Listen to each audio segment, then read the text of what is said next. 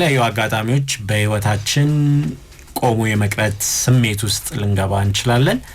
ይሄ ስሜት ስራችን የሆነ ቦታ ላይ እድገት ያሳየ እንዳልሆነ የግል ህይወታችንን ብዙ ለውጥ የሚታይበት እንዳልሆነ ሊነግረን ይችላልና አዳም አልተር የሚባሉ የስነ ልቦና ምሁር ግን ለምን እዚህ ቅርቃር ውስጥ እንደምንገባ ከጥናታቸው ተነስተው ይነግሩናል። እንዴት መውጣት እንደሚቻልም አያይዘው መፍትሄዎችን ያነሱልናል። ወደዛ እናልፋለን። ስሞን በተመሳሳይ ስራ ላይ ሆነን ያ ስራ እድገት ሳያሳይ ብዙ ጊዜ ሊቆይ ይችላል። ወይም ደግሞ ውሏችን ተመሳሳይ ዛሬም ሰኞ ማክሰኞ እስከ እሁድ የምንውልበት ውሎ አንድ አይነት ይሆንና ሰዎች በዛ ምክንያት መደበት ውስጥም ሊገቡ ይችላሉ። አንዳንድ ጊዜ ከዛ መውጣት የሚያስችለንን መፍትሄዎች የሚጠቁሙ ባለሙያዎች አሉ። ግን ጉዳዩ ከዛም ይበልጣል ብለው ይናገራሉ አዳም አልተርና ይሄ የቆሞ መቅረት ስታክ ማድረግ ምልክት ነው ብለው ይናገራሉ። ብዙ የሥራ ዘርፍ ላይ ያሉ ሰዎች ላይ የሚያጋጥም ነው። በተለይ ደግሞ እነዚህ የፈጠራ ስራዎች የሚሰሩ ባለሙያዎች፣ ደራሲዎች፣ የስዕል ሌሎችም ባለሙያዎች ላይ እንደዚህ አይነት ነገር በጣም እንደሚያጋጥማቸው ይናገራሉና በቅርቡ አንድ በጣም ጥሩ ምሳሌ የሆነው የሚመስለኝ ጌም ኦፍ ትሮንስ የተባለው የተከታታይ የቴሌቪዥን ተከታታይ ፊልም ደራሲ የመጽሐፎቹ ደራሲ ሆነው ጆርጅ አር ማርቲን ተከታይ የሆነውን መጽሐፍ ለማውጣት በጣም እንደከበደው ይናገራል። ፊልሙን የተመለከቱ ሰዎች ፊልሙን ባለሙያዎቹ ጨርሰውታል፣ ግን መጽሐፎቹ አላለቁም።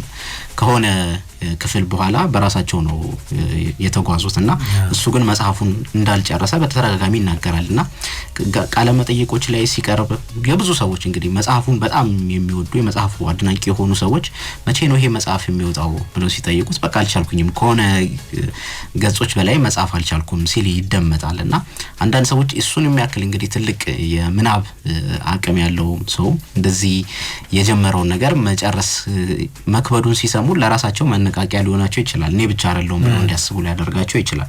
ሌላው ደግሞ መጀመሪያ ላይ ተጠቀስ ነው እንግዲህ ከሆነ እድሜ በኋላ የሚመጣ ይሄ የሚድ ላይፍ ክራይሲስ አንደኛው መገለጫው እሱ ነው አይደለ? በቃ ህይወቴ ፈቅል ይላል አልቻለም፣ ምንም ነገር ከዛ በኋላ እድገት ላገኝ አልቻልኩኝም ብለው ሰዎች ሊያስቡ ይችላሉ። ትዳር መስርተው ቤተሰቦች ኖሯቸው እዛ ውስጥ እየኖሩ ይሆናል። ግን በዛ ውስጥም ሆኖ ደስታን ሳያገኙ ሊቀሩ ይችላሉ። የሰው ልጅ አንድም የሚያኖረው ተስፋ ነው እንደሚባለው ተስፋቸው ላይ ደርሱ እንደሚችሉ ሊያስቡ ይችላሉ። ወይም ደግሞ ተስፋም የሚባለው ነገር ላይ ታያቸው ይችላልና ይሄ ነገር ብዙ ሰዎች ጋር ያለ ነገር ነው። ስለማንናገረው ነው እንጂ በተለያየ የህይወታችን አጋጣሚ ይሄ ነገር አለ፣ ግን አናወራውም ብሎ ይናገራል። ሰዎችን በግል ብንጠይቃቸው ደበቅ ብለን እንግዲህ ከቡድን ስብስቦች ውስጥ ደበቅ ብለን እንደዚህ አይነት በህይወትህ የሆነ ሰዓት ላይ ይሄ ስታክ የማድረግ ነገር ገጥሞ ያውቃል ይበነላቸው አዎ ነው ብለው ሊመልሱልን የሚችሉት ወደ 90% እንግዲህ አንድ ጥናት ሰርቻለሁ ይላል እና እሱ በተለያየ ዓለም ላይ ያሉ ሰዎችን የጠየቃቸው እነዚህን ሰዎች ጠይቃቸው በህይወታችሁ ስታክ የማድረግ አዝማሚያ ያሳይታችሁ ነበር ይሄ የሰራችሁት ያለማችሁት ነገር ወደፊት ፈቅስ ላይላችሁ ቀርቶ ነበር ወይ ብሎ ሲጠይቃቸው 90% የሚሆኑ ሰዎች ከ10 እስከ 15 ባለው ሰከንድ ውስጥ ነው መልሶቹን የመለሱልኝ ብሎ ይናገራልና አዎ ብለው ነው የተናገሩት። ግን ያንን ነገር በግልጽ መናገር ሊከብድ ይችላል ብሎ አንድ ጥናትን ይጠቅሳል። ይሄ ጥናት ምንድነው? በኮሌጅ በከፍተኛ የትምህርት ተቋማት ውስጥ እንግዲህ የተሰራ ነውና በእነዚህ የከፍተኛ የትምህርት ተቋማት ውስጥ የሚማሩ ተማሪዎች ከመቼውም ጊዜ በላይ ይሄ የአልኮል መጠጥ ሱሰኛ ሆነዋል ብለው ሲጠየቁ የጥናቱ ተሳታፊ የነበሩት ሰዎች በብዛት የመለሱት መልስ አይ ቀንሷል እንጂ አልጨመረም ብለው ነበር የተናገሩት። እነዛን ሰዎች ግን በግል ሄደን እንግዲህ በግል ስንጠይቃቸው አይ ጨምሯል ብለው ነው የተናገሩትና እኔ ጨምሯል ብዬ አስባለሁ፣ ግን አጠቃላይ ሰው ጨምሯል ብሎ ስለማያስብ ነው ያንን መልስ የሰጠውት ብለው ሲናገሩ ይሰማል ብሎ ተናግሯል። ሰዎችንም እንደዚህ በግላችሁ ቆሞ የመቅረት አዝማሚያ ውስጥ ገብታችሁ ታውቃላችሁ ወይ ብላችሁ በቡድን ስትጠይቋቸው አይ አይደለም ብለው የሚመልሱላችሁ እኔ እንደዛ ሆኛለሁኝ፣ ግን በአጠቃላይ ሰዎች እንደዛ ስለሚሰማቸው የነሱን አስተያየት ተቀብዬ እቀጥላለሁኝ የሚል መልስ ስለሚመልሱ ነው ብሎ ይናገራልና ለዚህ ምክንያቱ እሱ የሚጠቅሰው እንግዲህ መጀመሪያ ላይ የሆነ ነገር ስንጀምር አዲስ ስራ ሊሆን ይችላል፣ አዲስ ጉዞ በመነሳሳት ነው የምንጀምረው ማለት ያንን ነገር በመስራታችን በማሰባችን ይሄን ነገር መጨረስ አለብኝ የሚለው ነገር በደንብ ተፈንጥረን እንድንሄድ ሊያደርገን ይችላል። አንዳንድ ጊዜ ሩጫ የሚሮጡም ሰዎች ልምድ ሳይኖራቸውም ሲቀር ሊሆን ይችላል። መጀመሪያ ላይ በቃ በመነሳሳት በስሜት ነው ከፍተኛ የሆነ በፍጥነት የሚሮጡት። በህይወታችንም እንደዚህ በተለያዩ አጋጣሚዎች እንደዚህ አይነት አዝማሚያዎች ላይ ፍጥነታችንን እንጨምራለን ብሎ ይናገራል። መጨረሻ ላይ መጨረሻውን ስናየው ፍጥነታችንን እንጨምራለን ማለት በቃ መዳረሻው እየደረሰ ስለሆነ ችግር የሚፈጠረው መሀሉ ላይ ነው እንግዲህ ወዴት እንደምንሄድ ግራ የሚገባን ብሎ ይናገርና ከአሜሪካን ወደ እንግሊዝ የሚሄድ መርከብ ውስጥ ብንሆን መጀመሪያ ላይ እንግዲህ መርከቡን የመርከቡ ካፒቴን መጀመሪያ ላይ ሲነሳ ጉዞውን ሲጀምር በቃ በመነሳሳት በከፍተኛ ስም በቃ መጨረስ አለብኝ ብሎ ነው የሚጀምረው። መጨረሻ ላይም እንግዲህ የእንግሊዝን ድንበር ሲመለከት በጣም ደስተኛ ሊሆን ይችላል፣ እንደጨረሰ ይሰማዋል። መሀል ላይ ግን ምንም አይነት ምልክት በሌለበት ሰዓት ላይ ሙሉ የሚታየው ነገር አንድ አይነት ነገር በሆነበት ሰዓት ላይ በዛ ሰዓት ነው እንግዲህ ይሄ የቆሞ መቅረት ስሜቱ የሚመጣው። በህይወታችንም እንደዛ ነው ብሎ ይናገራል። መጀመሪያ ላይ የምንጀምረውና መጨረሻ ላይ የምንጨርሰው ነው እንጂ የምናስበው መሀል ላይ የምናልፋቸውን ችግሮች መሀል ላይ የምናልፈውን ጊዜ አይደለም የምናስበው።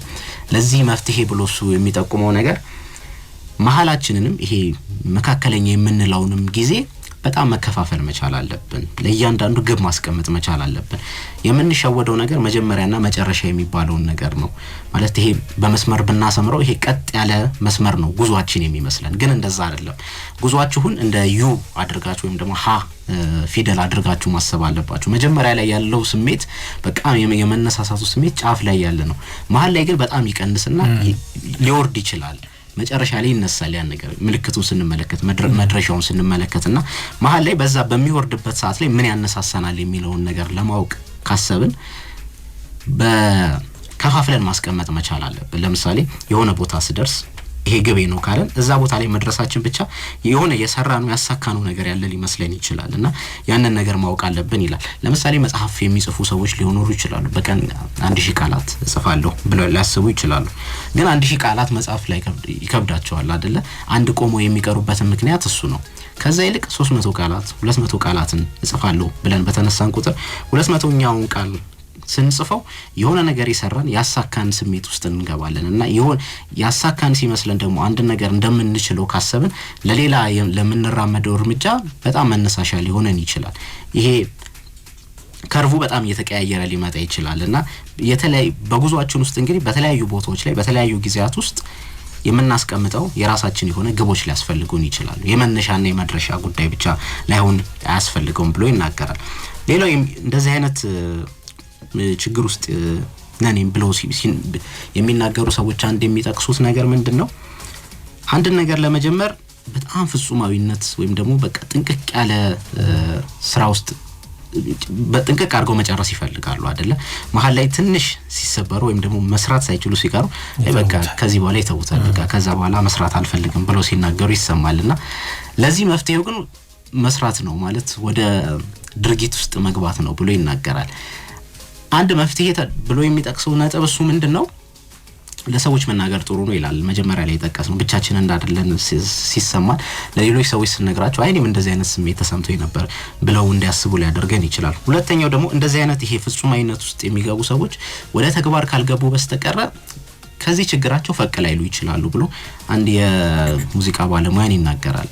በጣም ብዙ ስራ ከሰራ በኋላ አልበሙ ሚሊዮን የሚቆጠሩ ሰዎች ከሰሙት በኋላ የሆነ ሰዓት ላይ መጀመሪያ ላይ እንደሰራው አይነት ስራ እየሰራ እንዳልሆነ ተሰማው። ማለት መጀመሪያ ላይ ጥንቅቅ ያለ በጣም ብዙ ሰዎች የሚሰሙት ለራሱም ይሄ የሚያረካው አይነት ስራዎችን ነበር የሚሰራውና ለረጅም ጊዜያቶች በቃ መስራት ከበደው። ይሄ ግለሰብ ያደረገው ምንድነው? ዘረዘራቸው ሊሰራቸው የሚችላቸውን ነገሮች ከዛ አይሳካም ብሎ ያስቀምጠውን መጨረሻ ላይ ያስቀምጠውን ነገር ነው ወደ ስራ የገባው። መጀመሪያ ላይ ይሳካል ብሎ የጀመረው ነገር እንዳይጀምረው ማለት ፍጹም አድርጎ ነው ሊሰራው የሚፈልገው። ከተበላሸ በቃ ተበላሽቶ ሊቀርበት ነው። ስለዚህ መጨረሻ ላይ አይሳካም ጥሩ አይደለም ብሎ ያሰበውን ሐሳብ ሰራው። በተደጋጋሚ እነዛን ሐሳቦች ከታች ጀምሮ እስከ ላይ ድረስ ነው የሰራቸው። አንደኛ ደረጃ ይሄ ለምን ተጠቀመው? ለዚህ ግለሰብ ለማንጸሪያነት ተጠቀመበት። ማለት ይሄ ትልቅ የሚለው ይሄ ግራንድ የሚለው ሐሳብ በጣም መጨረሻ ላይ ሲደርስ ይሄ ከሰራው ሐሳብ ጋር በጣም መለያየት መቻል አለበት ማለት ለማንጸሪያነት እንዲጠቅመው አደረገው። ሁለተኛም ደግሞ ወደ ድርጊትና ወደ ተግባር እንዲገባ አደረገ ተብሎ ይናገራል። አንድ የሚጠቅሰው ነገር 3 ጊዜ ከመሞከር ይልቅ 10 ጊዜ ብንሞክር ጥሩ ውጤት ልናገኝ እንችላለን ብሎ ይናገራል። ማለት አንድ ነገር ላይ 10 ጊዜ 20 ጊዜ በመሞከር ነው ቁጥር ያ ነገርን እያዳበር ነው እንድንመጣ ያደርገናል። 3 ጊዜ ግን ይሄ የሳምፕል ሳይዝ ጉዳይ ነው። ማለት ሳምፕል ሳይዛችንን ባበዛን ቁጥር ድርጊታችንን ባበዛን ቁጥር የመሳካት እድሉ በጣም እየጨመረ ይመጣል። ግን ስለዚህ በትንንሽ ድግግሞሽ ቶሎ ተስፋ አትቁረጡ ማለት ነው። በትንንሽ ድግግሞሽ ተስፋ አትቁረጡ ማለት 3 ጊዜ ሰርታችሁ አልተሳካልኝም ልትሉ ትችላላችሁ። ያ የመሳካት እድሉ ከ3 አንድ ሊሆን ይችላል። 10 ጊዜ ግን ብትሞክሩ ይጨምራል። 20 ደግሞ ሲሆን ይጨምራልና እንደዚህ አይነት በተለይ ደግሞ ፍጹማዊነት ውስጥ ያሉ ሰዎች አንድ ማሰብ ያለባቸው ነገር ይሄ ድርጊታቸውን ማብዛት ነው። ማለት ካልተነሱ ካልሰሩት በስተቀር ያ ነገር ፍጹማዊ ሊሆን አይችልም። ያልተሰራ ነገር እንዴት ፍጹማዊ ይሆናል ብሎ ይጠቅሳል። በጣም አሪፍ ነው። ልክ እኮ እንደ አውሮፕላን ማርገል እናየው እንችላለን።